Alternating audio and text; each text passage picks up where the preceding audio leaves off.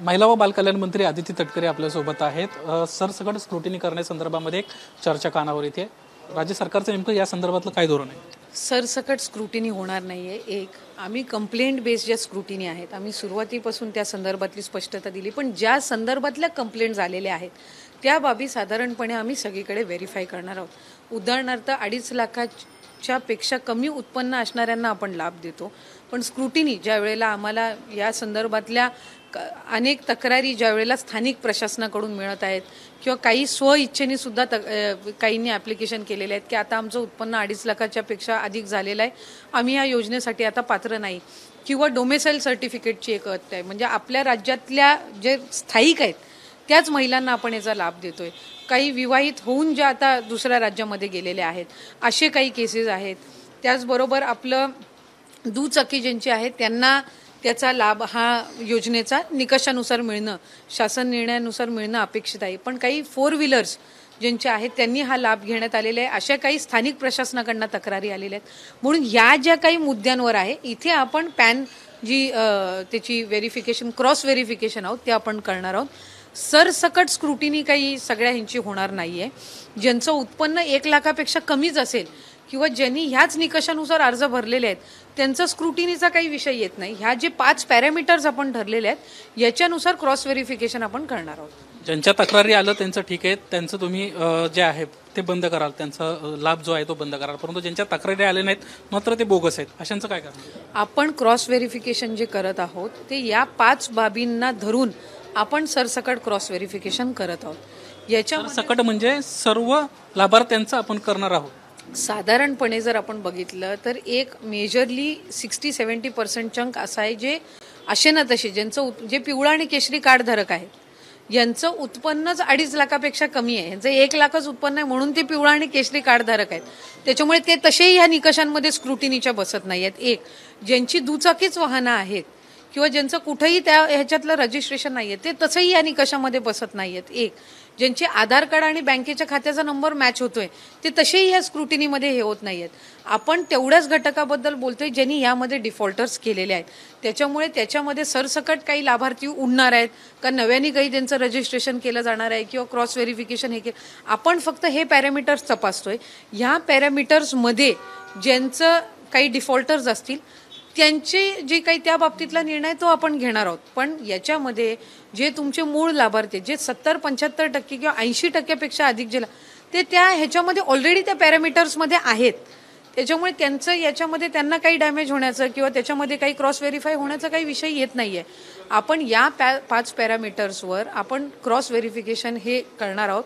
कारण bye and large जे आम्हाला जाणवलं की जास्तीत जास्त ज्या कंप्लेंट झालेल्या आहेत त्या दुबार नोंदणी, इन्कम, 4 व्हीलर आणि स्थलांतरित झालेले ह्या 4-5 गोष्टींवर आलेल्या आहेत आणि त्याचं क्रॉस व्हेरिफिकेशन आपण फक्त करणार आहोत.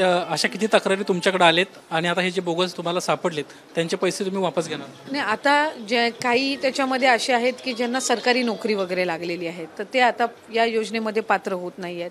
तर जे सरकारी चलन पद्धतीनं आहे तर त्या पद्धतीनं ती रिकव्हरी त्या केसेसपुरती फक्त ज्यांना सरकारी नोकरी लागून ते आता त्या निकषामध्ये बसत नसतील अशा पद्धतीचे जर कुठे झाले असेल तर ते त्या पद्धतीने आहे. पण आत्ता यापुढे आत्ता ज्यांना लाभ गेलेला आहे या निकषांनुसार सुद्धा त्यांच्या त्यांच्याकडून परत रिकव्हरीचा विषय हा येत नाहीये. हा याच्या पुढच्या जो लाभाचा आहे तो त्या संदर्भातला हा विषय. आता समजा ज्याची 4 व्हीलर आहे किंवा त्यावेळेला जर काही कंप्लेंट बेस जरी ऑक्टोबरची कंप्लेंट असली तरी त्यांना ऑलरेडी ऑक्टोबर, नोव्हेंबर, डिसेंबरचा लाभ गेलेला आहे, तो आता रिफंड करण्याच्या संदर्भातला नाही आहे.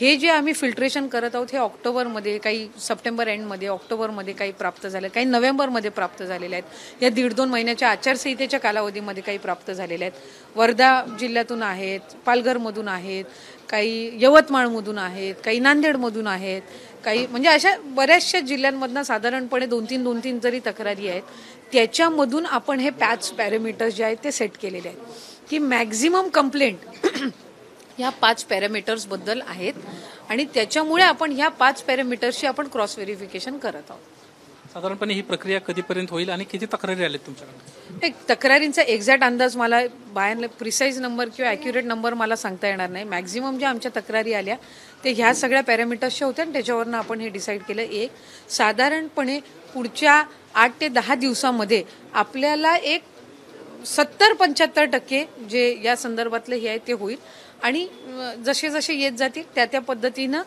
त्याचं क्रॉस व्हेरिफिकेशन होत जाईल. म्हणजे एकंदरीतच सर्वांची स्क्रुटिनी न होता जे कुणी तक्रारी आले आहेत त्यांच्या तुम्ही स्क्रुटिनी करणार आहात, त्यांच्यापुरतीच हे नियम असणार आहे. जी बरोबर. कुठेही याच्यामध्ये आम्ही जे लाभार्थी आहेत, जे निकषामध्ये बसलेले आहेत, ज्यांना लाभ त्या ह्या निकषांमध्ये आहे त्यांना मिळत आहे, त्यांना कुठेही धक्का लागणार नाही.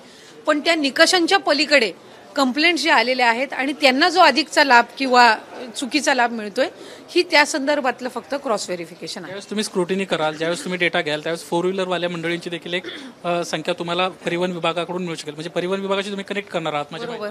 बरोबर. त्यांच्याकडून डेटा मिळाला त्यांच्याकडून कारवाई. उदाहरणार्थ आपण आपल्याकडे नमो शेतकरी योजना आहे. आमच्या GR मध्ये एक गोष्ट नमूद केलेली आहे की जर कुठल्या दुसऱ्या योजनेचा तुम्ही लाभ घेत असाल पण तो 1500च्या कमी असेल तर वरची जी रक्कम आहे ना, समजा आता नमो शेतकरीचा लाभ 1000 आहे, 1000 रुपयाचा त्यांना लाभ मिळतो, आपल्या योजनेचा लाभ 1500, तो 1000चा लाभ तर त्यांना कायम आहे, त्याच्यातून तर आपण त्यांना आता हे नाही करणार कारण ते त्याच्यात लाभार्थी आहेत.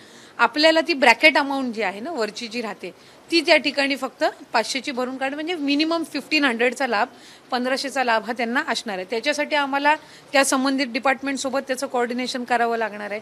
परिवहन विभागासोबत हे दुचाकी आणि 4 चाकीचं जे आहे ते क्रॉस व्हेरिफिकेशन करावं लागणार आहे.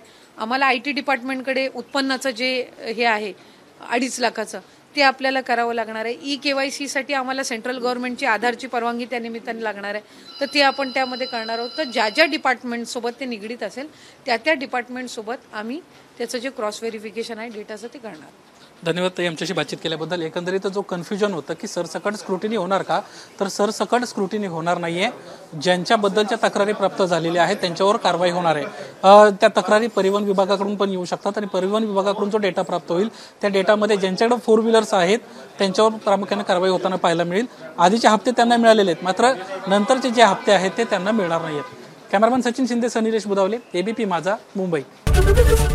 ABP माझा, उघडा डोळे बघा नीट.